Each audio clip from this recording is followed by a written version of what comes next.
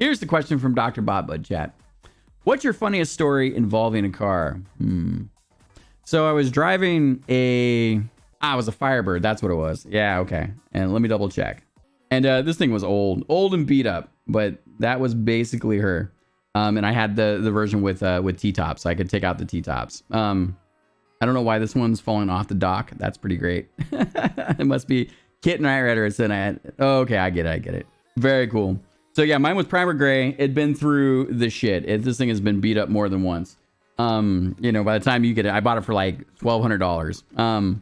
There's probably two things that happened. One is that I looked like a gangster. I'm out in California, so I used to wear like a polpa, and so I got pulled over once because I was looking too gangster in my Firebird. And the other thing was, and it's funny because nothing bad happened, but I was on the freeway and I'm driving, and it was a stick shift, so that was cool. And this is my first car. The tires are not like well weathered tires, and it was one of the first rains of the year, and so everything was very slick. And I went from about 75 miles an hour. I was downshifting to about 40, and then I had to go on the exit ramp for the off ramp. And it was kind of a misty, like it was kind of a sprinkly day still, like it was overcast, and I was on my way to a job interview. And then as I'm trying to downshift and I pump the brakes, I just start sliding, right? I'm like, I'm just sliding right into this guardrail, right? I was like, oh shit. And I had a friend in the car with me, and I was like, we're gonna hit this guardrail. And it was a pretty steep angled turn.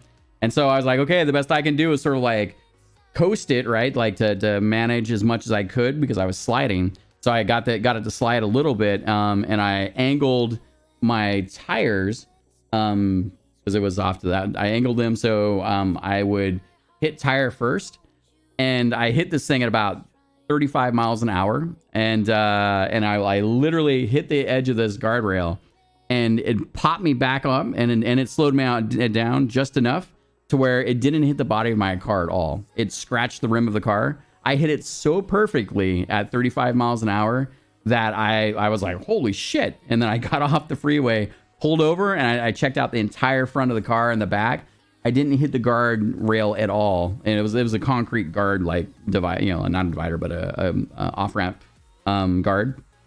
And yeah, all I did was scratch the rim. That was it.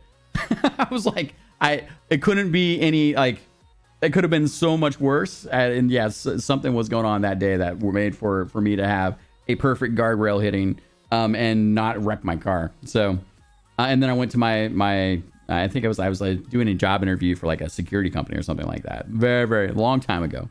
But I found it kind of hilarious. And it wasn't, it was just because of the conditions of the road and that I didn't have enough grip and things were oily enough, just enough for that to happen. That was my funniest story about a car. Ratson says, I got other funny stories actually. Ratson says, locked my keys in the car while running on a military installation while I was in a training class. Oh no. Beth says, I was driving with my cousins and they both hate anything that flies. So naturally the universe did its thing and a bird flew into the car through my window. What's driving around here? All others were closed, so they screamed for a good 10 seconds before the bird found its way out, and I had to pull over to laugh in peace. Oh, it's so good. My first car was a golden 95 Chrysler LeBaron. My friends knew when they were looking for my car that they'd see one of two things: me bobbing to my music, or a car full of Latin Americans playing their national choice of music. Car was solid metal too. The first day I drove it, someone rear-ended me and destroyed the front of their car, but I had not a scratch. I also had late 80s Ford Escort. Yeah, that's what it was. That was because when you're young, you buy beater cars. You're like, if it's less than $1,000, that's a lot of money at that point. So one day I go to start my, I think it was an Escort. It was like a Ford Escort or something like that. I go to start it, and as soon as I put the key in, like, it won't start the ignition. And I jiggle it a little bit. I was like, shoot, like, you don't want your keys to be like stuck. And then I pull on it and the whole ignition just comes out. Like, the whole thing is right there in my hands, right? I'm like, well, yeah, I guess that's the ignition. You're not putting that back in. And I was like, well, what am I gonna do? And this thing, like, I wasn't gonna call a locksmith. I was gonna take it to to like a mechanic to fix it. And I was like, all right. I look in there and I like see into the, where the ignition was. And I could see at the base of the ignition that there was this this like rectangular slot.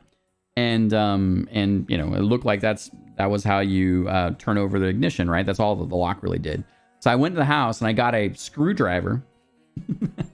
And I got it like with just about the right head, and I put it in, and I could start my car with a screwdriver. And I drove that car for 3 years, starting it with a screwdriver. I would go on dates with ladies, and I'd be like, first of all, it's a piece of shit car. And I was like, you're not going to believe this, right? So I would get into the car, and it'd be like, here's my key. And they'd be like, oh my. And I was like, whoop, shoot. Minizay says, my first car was super boxy, and I rode it off the roof once. When I hit the ground, I realized it was just a tissue box with socks on the sides for wheels. Didn't feel good. Aw, Minizay. Minizay is pretty much our terror. And that's pretty much, again, why you have so many missing socks in your life. Speaking of Minizay, there she is in the upper right corner. As if conjured. Ooh, Ro came back. I don't know. I have any funny story. But back in my younger days, my friends and I would do a lot of illegal drag racing. And believe it or not, a 90 Dodge Dynasty would pace a 68 Camaro doing 140 down Highway 65, Missouri. Oh, it's so good, bro. So good.